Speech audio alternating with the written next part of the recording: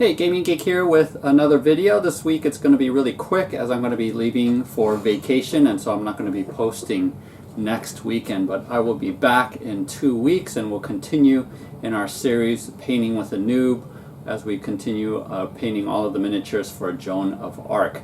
Before we head into this week's video though, I do want to highlight that this month's giveaway for our Patreon supporters is going to be these 5 buildings. These are printable scenery shrunk down to 15mm size scale so that you can use it for Joan of Arc. All 5 buildings will be given away to one lucky patron. Click below if you want to get in on that and be a patron for my channel. That'll give you a chance for the drawing at the end of this month. Also, if you do not want one of the 15mm buildings, we do have a ruin set, and you can go over to my Patreon page and see a video of that as well. You will get unpainted versions until I reach a certain threshold of supporters, so I'll look forward to that. But this week I'm going to be showing you all of the ways that I use my 3D printer to help manage this game, Middara. And so I actually got this game a couple of weeks ago, but I haven't had a chance to get it out. But last weekend I went ahead and busted it out because I want to bring it with me as I go on vacation and possibly play the game with my family. And so I've been working hard trying to get all of these things printed. So this was all printed in 1 week. Also, I painted some of the miniatures in 1 week as well so that I can bring it with me. So I'll go ahead through this video, show you how I'm managing this game. It's not the fiddliest game that I own, and when I say fiddly, I mean needing to manage the most number of components and items, but it's pretty close. There are a lot of things going on here, and I found that these 3D printed items really helps me manage and sort all of the different cards and tokens that's required for this game. And you can click below. I'll have links to every one of these. I found most of these on Thingiverse, and so if you want to print these out as well, you can click below. Also, stay around for the very end of the video because I'm going to show you how I'm also managing another game called Barnacle Bay, which I'm also bringing. So without further ado, let's go ahead and move forward with this video. I wanted you guys to see how crazy my gaming table is right now, as I have 3 different projects going on. Over here I have my ongoing Joan of Arc Painting with a Noob series. And if you didn't see last week's video on these 15mm shrunk down printable scenery buildings, then go ahead and click here and you can check this out. But that project is on hold right now. And as I said, I'm getting ready to go on this trip, and so I am madly printing out, 3D printing all of the stuff for Middara, but also trying to get Barnacle Bay ready to come with me as well. And so I managed to go ahead and paint up at least all 5 of the base heroes from Barnacle Bay. And I'm really happy with how they turned out. I do have 3 extras. I didn't kickstart this, but I wanted to try to get those extra heroes painted up as well. And for the most part, won't be painting up those minions because what I'm working on really are these guys. And so I did get the base 4 figures painted up and managed to do that last weekend. These guys, minions, were really easy, and I don't actually think it's going to be hard because there aren't that many figures. I do have the promo box, but I'll be happy if I get most of the base box done. But this is what it looks like, and I'm madly 3D printing. This is another card holder for the uncommon items. And I have all of these sleeves for Middara and these card holders as well. But I'll go into details about how I'm managing the system and what I've printed up for Middara. Alright, so the first thing is token management, and so here are all the tokens from the game, and I really like these trays that I printed out that holds the various terrain pieces here. These are for the large pieces. the smaller tokens here and all of the conditions that you can get as a player. And then I thought this was really neat. This holds all of the round tokens and has labels on them, which it is hard to read the labels back here because these tokens are covering them up. But it really doesn't matter because the name of the token is right here, and so you can read those directly anyway. So it doesn't really matter that you can't read those. And then for my hit point pieces, activation tokens, all that kinds of stuff, I just put in a regular bin like this, and that's really handy.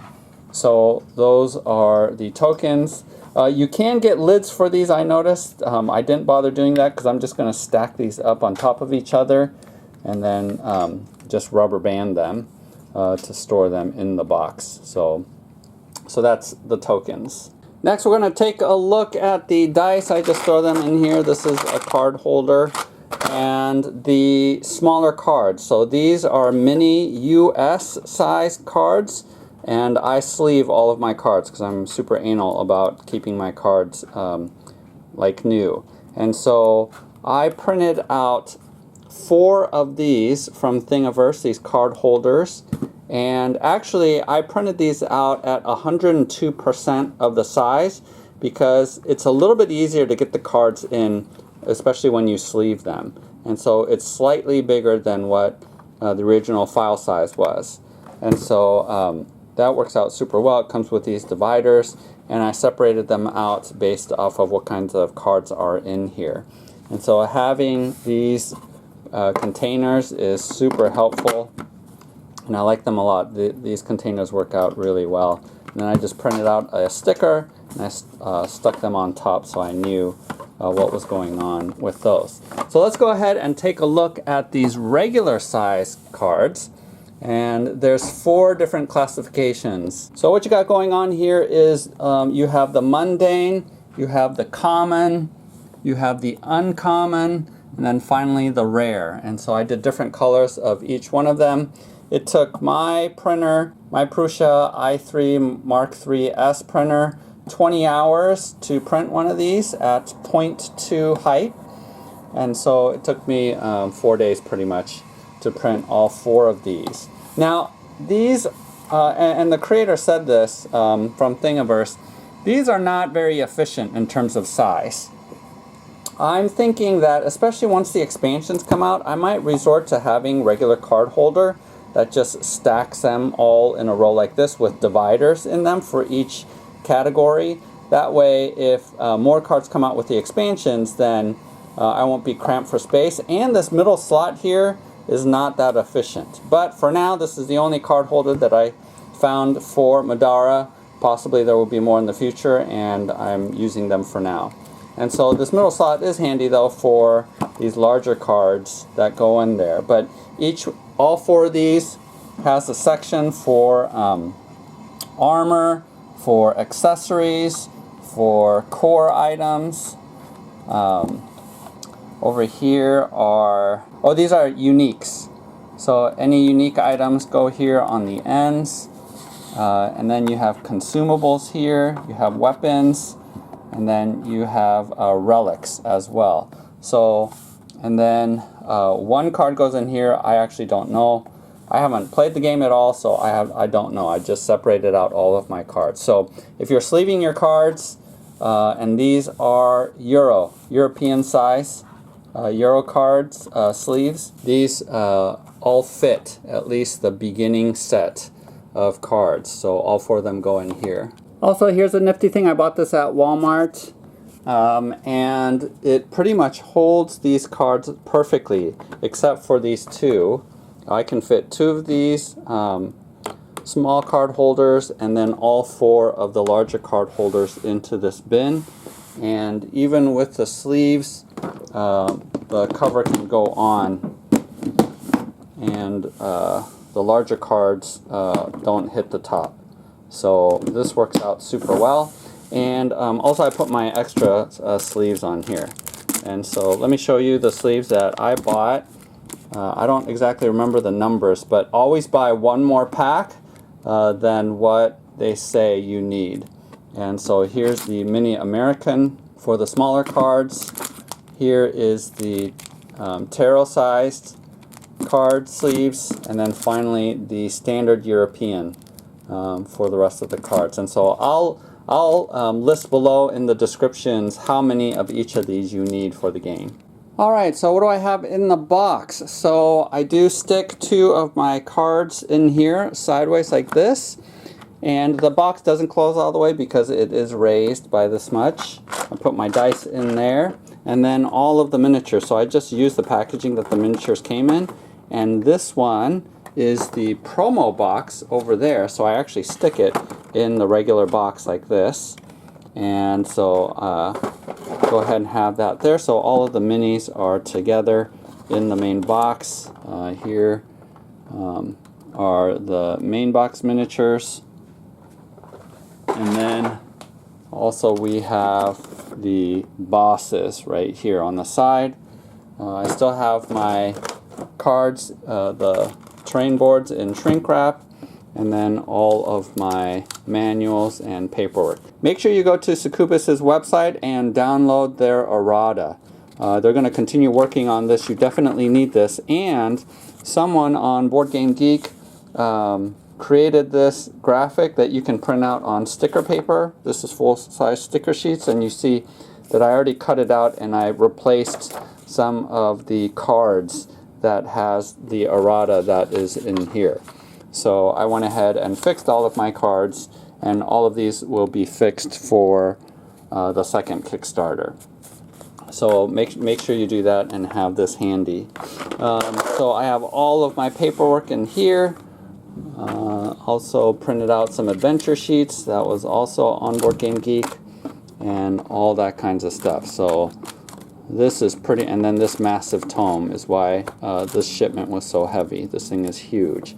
So I'm totally excited to start this campaign. And then finally, let me show you some accessory items that I also 3D printed out. I have some treasure chests, some 3D treasure chests to replace the tokens, as well as, and these are the totems. And so I'm going to paint these up with the different colors and use these instead of the flat tokens. So I think these are super cool. So I just use this bin for that as well. And I still have to figure out how I'm going to put that in a box, but overall I'm able to carry the whole game like this. So I'm going to actually put this in a bin. It's pretty heavy, but I'll be able to take this with me on my vacation. We are driving to our vacation spot.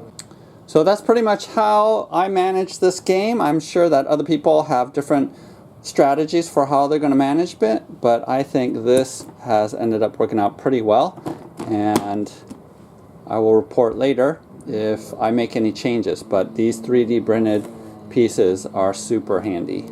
So there you have it. That is the 3D printed components that I have for this game, and I hope that that's helpful for you. Like I mentioned before, there are a couple of things that I would change or might possibly do differently, especially when they fulfill the rest of the game into next year, as the Kickstarter is going on right now. Again, click below and I'll provide a link for the current Kickstarter so that you can get in on that. Otherwise, I want to go ahead and encourage you to subscribe to my channel, give a thumbs up, and also check out my Patreon page. We'll talk to you later. And as a bonus, here I want to talk a little bit about Barnacle Bay. It doesn't have nearly as many pieces that you need to manage as does Middara, but I want to show you my system of how I'm managing this game. First thing though, I want to show you, which is super cool. Someone on Thingiverse made this character holder. And what's awesome about this is as you progress in the game and level up, you get to pick what your second and third abilities are. And so in some of the circumstances, so when you go to second level, everyone gets the same action of a +1 action, right? But here you get 2 choices. When you level up to 3, you can either take Golem Grip or you can take Hold the Line. And so you just uncover which skill or ability that you want as you're leveling up. And so I think this is super handy. Normally, the way that I get rid of stringing is I use a heat gun, and do not use a heat gun with this, because look what happened. It totally warped this thin material here, and so I had to end up printing another one of these guys. But be careful when you're getting rid of stringing not to use heat on this piece here. This is an awesome piece. So I printed out 5 of these because this is a 5-player game for each one of the heroes. Let's go ahead and look here in the box, see what I did. And so I got this box. There's a lot of tarot size cards in the game. And so again, I sleeve all of my cards. I printed out 2 of these. Now the size is different from Middara. This is actually, I think, European mini, which is bigger than the American size. And so I printed out 2 of these. There aren't that many cards. And so I put in dividers for the spawn cards and the initiative cards and the relic cards and the starting equipment cards. So that's in there. And then, no, these are all loot cards. And so treasure cards, level 1 through 3. I also printed out a draw card holder for the tarot size cards. And again, the sleeved cards do actually fit in this thing. And so, because I know in this game you do draw randomly. And so they just stack in here really nicely. And then there's a discard slot there as well. So that works out really well. So I printed that out. And then I just have this as a token holder, one of these Plano boxes. And it holds the necessary tokens in there. These are 5 sets of the character card holders. So that's pretty much it for Barnacle Bay as well. I won't show you the inside of the box because it's just standard what came in with the miniatures.